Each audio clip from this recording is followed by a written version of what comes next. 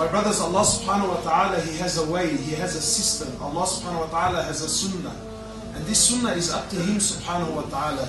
He picks and chooses what He wants, when He wants, how He wants, and no one questions Allah subhanahu wa ta'ala.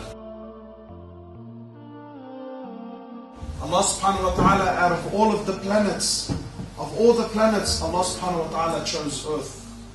Allah subhanahu wa ta'ala, out of the billions and billions of angels, Allah subhanahu wa ta'ala, He chose Jibreel alayhi salatu wasalam to be the best and the greatest. And Jibreel is not necessarily the biggest. There are angels that are far bigger than him. But Allah subhanahu wa ta'ala, He chose Jibreel alayhi salatu wasalam. Out of the 12 months of the year, Allah subhanahu wa ta'ala chose the month of Ramadan. Out of the 7 days of the week, Allah subhanahu wa ta'ala chose the day of Jum'ah. Allah subhanahu wa ta'ala chooses what He wants.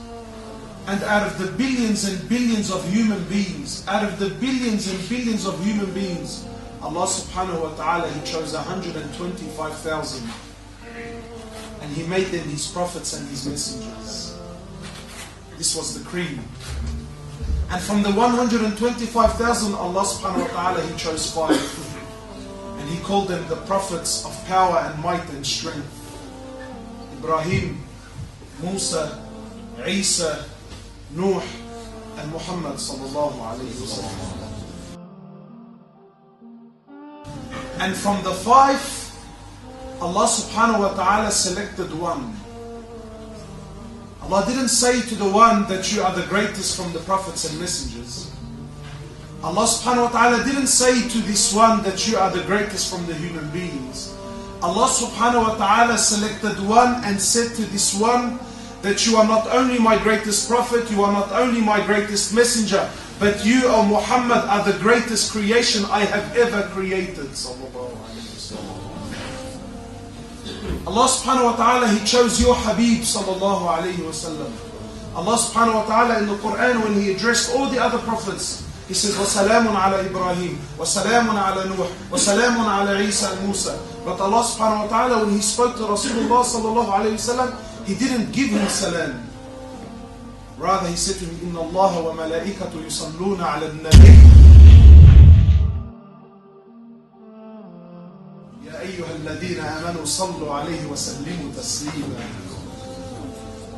This was the honor that was given to Rasulullah sallallahu alayhi wa sallam. He says, Allah and His angels make salam on him. O you who believe, make salam on him and submit towards him sallallahu alayhi wa sallam. This was the honor that was given to your beloved Prophet. But I ask you sincerely, how much do you know about him? The Sahaba, they describe him sallallahu alayhi wa sallam.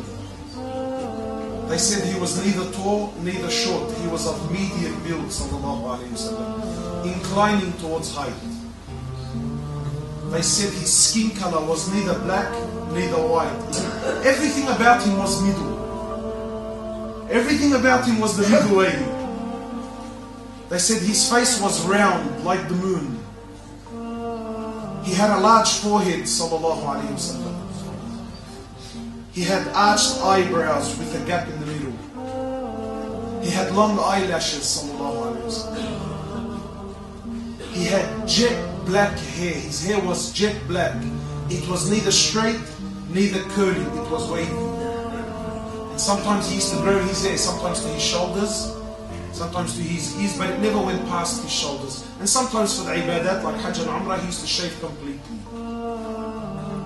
He had high cheekbones, sallallahu alayhi wa sallam.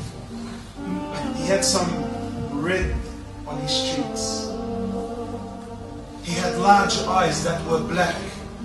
His eyes were black, sallallahu alayhi wa sallam. They said he always smiled, sallallahu alayhi wa sallam.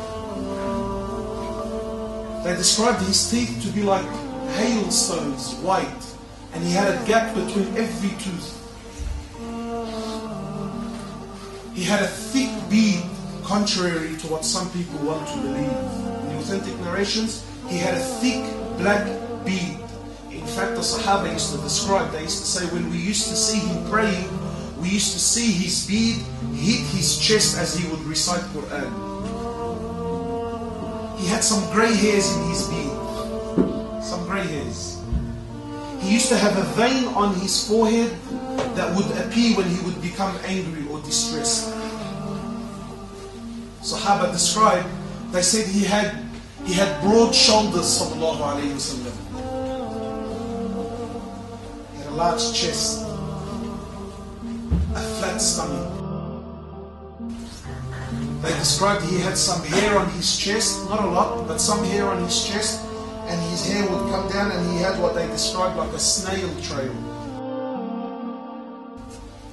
They described him of having large hands, soft like silk. He was built like an athlete, sallallahu alayhi wasallam. Even in old age, even when he reached old age, his stomach never went past his chest.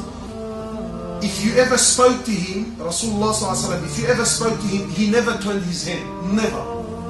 He would always turn his body and give you his shoulders and gave you his full attention. If you shook his hand, he will never remove his hand until you removed it first. They described his personality, his character. They said he had the quality that is now definitely lost in our ummah, unfortunately. But he had a character, he had a quality called haya. Today we think haya is a weakness. No, we need strong people who talk. Your Prophet didn't talk much, but when it came to action, by Allah, there was no one like him. In fact, when they described his hayat, they said he was like a virgin woman behind the veil. But don't for a second think that this was weakness. See, unfortunately, we think hayat is weakness. No. Because the same Sahaba, they described the Prophet of Allah. They said, Wallahi, when we were on the battlefield, yes, your Prophet was on the battlefield. They said, when we were on the battlefield and the fighting got so intense that we couldn't fight anymore, they said, Wallahi, we used to run behind the back of Rasulullah sallallahu alayhi wasallam while he continued fighting like